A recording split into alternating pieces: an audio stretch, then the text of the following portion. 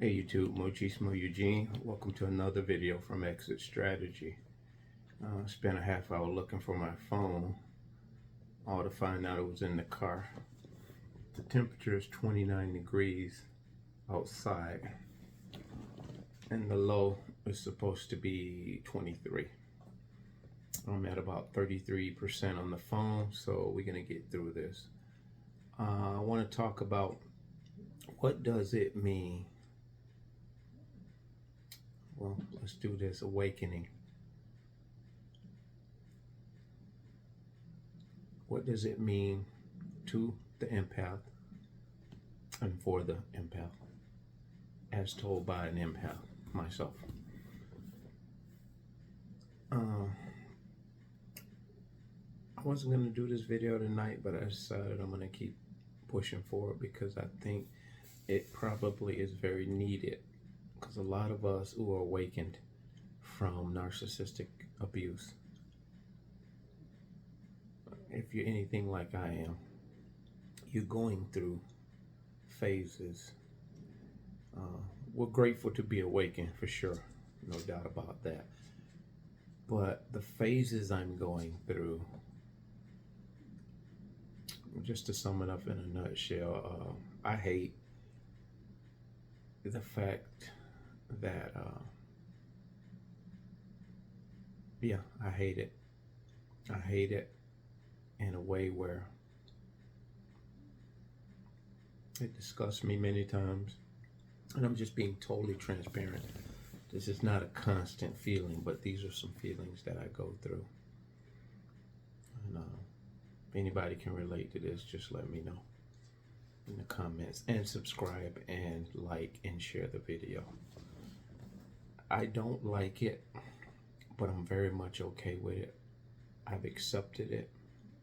I'm at peace with it, because the trade-off is not being awake.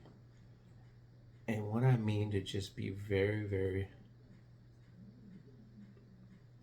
precise and elaborate a little bit when I say I hate this feeling of being awakened. I see so many things in a different way.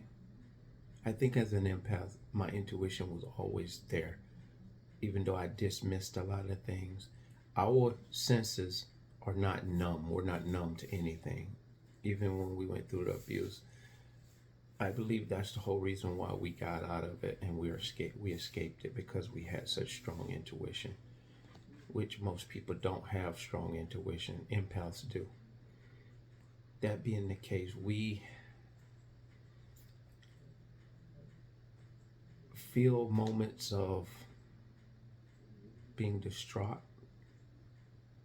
loneliness, isolated, even though we isolate ourselves deliberately, and we're in good company when we isolate. We don't have to be around people. But in the way that we're isolating now, we know it comes off of the back end of an abusive situation, be it the narcissist.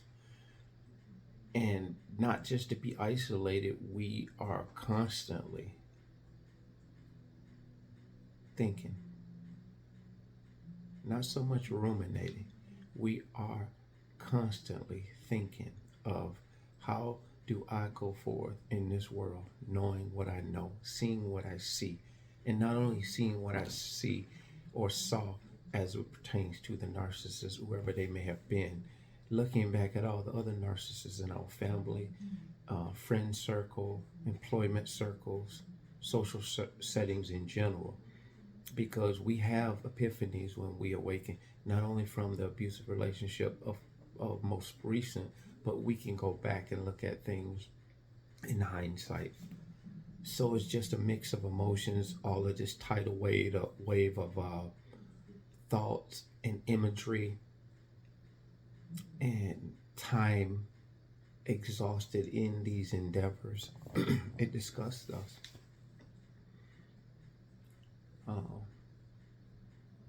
But on the other side of that, we say, I have a purpose unlike any other purpose I've known before. That is something compelling me to do and I mean me, us, something is compelling me to push forward because other people are depending on me to tell their story, to expose this entity as best I can to the world. There is no greater cause, I think.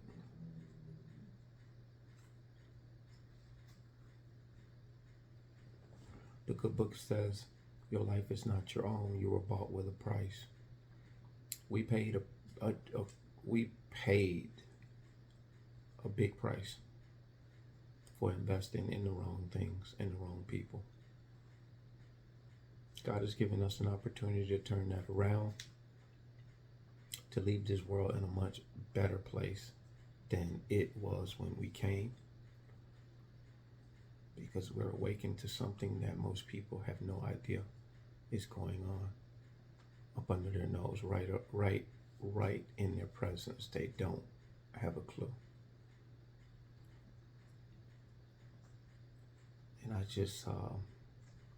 And I have moments of excitement where I can't wait for a new day to see what God is gonna recruit me to do, to say, to reach someone in a good way with a word, lending a helping hand. My whole approach to how I do things is different. How I think about things are different. My whole approach to life in general is very different. People around me can see that. And guess what? They don't want no part of it. They know you know. They can't be certain of what you know, but they know something is different. Your gaze is different. Your lack of overzealousness when you're in their presence, when they say something that they're super excited about and they want you to get pumped about it, and you remain somber. Not because you're a mean person, not because you're being cruel, not because you're insensitive. You're just very attuned to what is not of your character. You know how to have fun, but fun doesn't take precedence in the empath's life.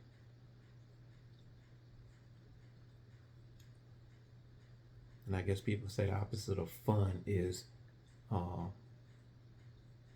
being miserable. Well, again, that is just a big part of the matrix. See, one thing about an empath, what they possess, that a lot of people want and can attain to, is peace. Empath has peace. Even when we're stressing over something, we bring stress on ourselves in a good way, if that's such a thing. We push ourselves to a point where we have a drive. We don't tend to look for other people's to pump towards other people to pump us up. We don't desire the pep talk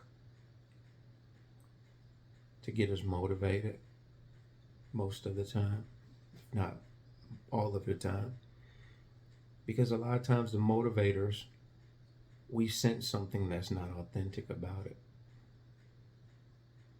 We would rather have someone just kindly, nonchalantly say, I believe in you, you can do it.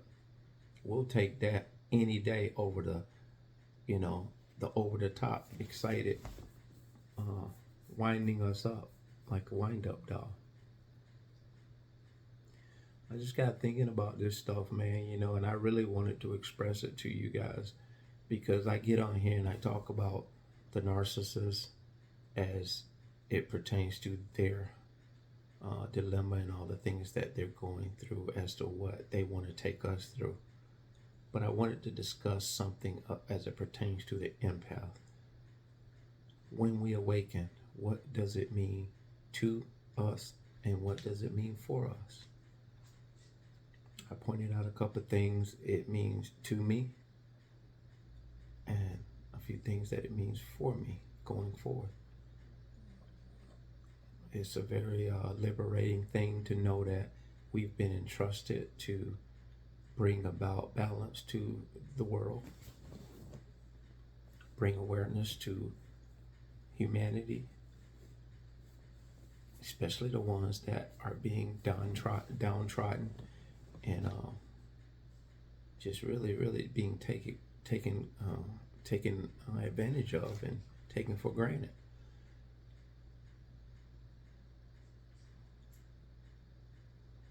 It's a very lonely place as an empath. But we tend to do well when we walk alone.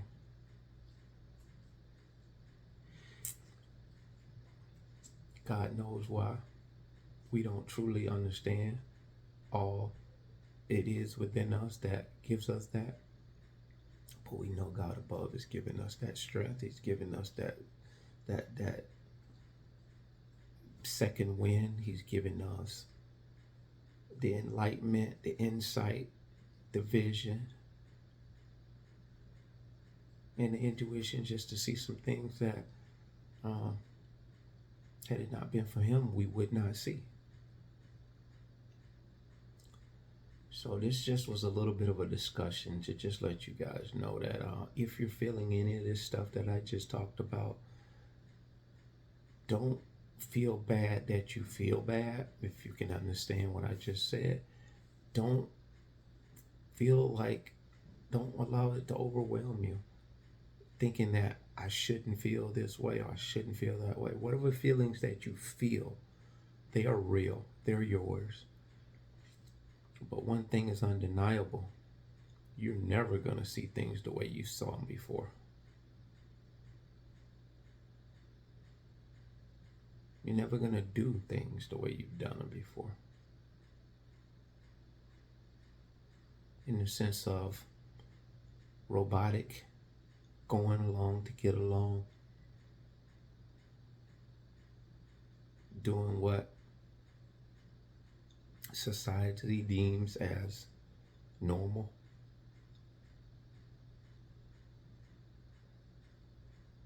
But it's a beautiful thing because you know what? You're not as exhausted anymore. Myself, for sure.